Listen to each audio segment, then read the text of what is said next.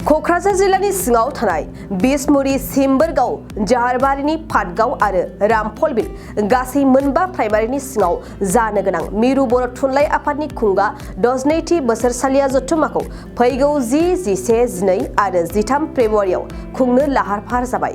मिरु बर' थुनलाइ आफादनि खुंगा 12थि बोसोरसालिया जथुम्माखौ बे खेबाव क'क्राझार जिल्लानि पाटगाव प्राइमारि बर' थुनलाइ आफादनि सिङाव थानाय रानि खालायस्रि फोथाराव खुंनाय जागोन। बे गिदिर हाबाफारिनि लोब्बायै दाफुंजानाय बानजाय आफादनि लेंथुमगिरि जरिल कुमार ब्रह्मआ साफ्रोमबो रायजो राजाफोरखौ लैहोर लैहोर फैनानै बाहागो लानो थाखाय खौरां बिजोंनि गेजेरजों खावलायहरदों।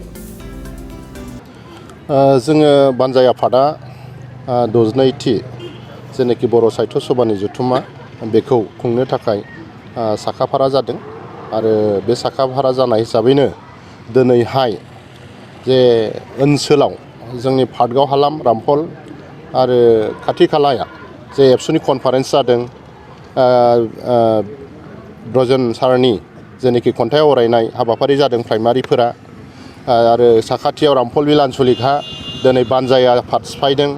बे हिसाबैनो दिनैहाय जोङो जब फिसा माने गोबां मानसि लायालासेनो दिनैनि मावख'खौ बेखेवदों आरो गाबोननिफ्राय जोङो साब कमिटिफोरखौ लेंहर सावरायलांबाय थानाय जागोन आरो हाबाफारिखौ मावहोबाय थालांनाय जासिगोन।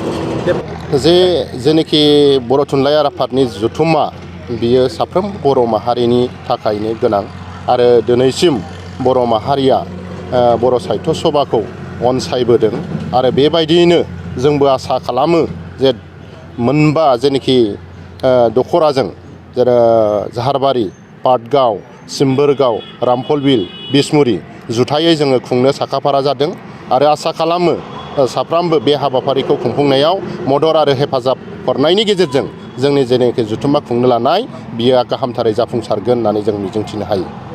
नोंथाङा सानाय सुनाय बेरामनि जेंनायाव गोग्लैदों नामा? जुदि नोंथाङा सानाय सुनाय दंब्ला जिंगासिनांगौ गैया। चिरां जिल्लानि बेंटल गेट साफागुरियाव दायो एसआइ निउर' थेरापि सेन्टार दंसै। बे थेरापि सेन्टाराव नोंथाङा गोरलैयैनो देहानि सानाय सुनायखौ फाहामथाय लानो हागोन। बे आथिं सानायानो जाग्रोदों, ओमफ्राय जानाया एसे सिगांनिफ्रायनो जाखादों, ओमफ्राय बिदिनो गुबुन मुलि जाबाबायदों, ओमफ्राय हामाखै।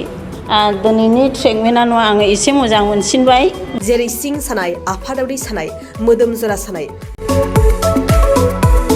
आइजोफोरनि जेंना, खर' सानाय बायदि बेरामखौ फाहामनाय जायो।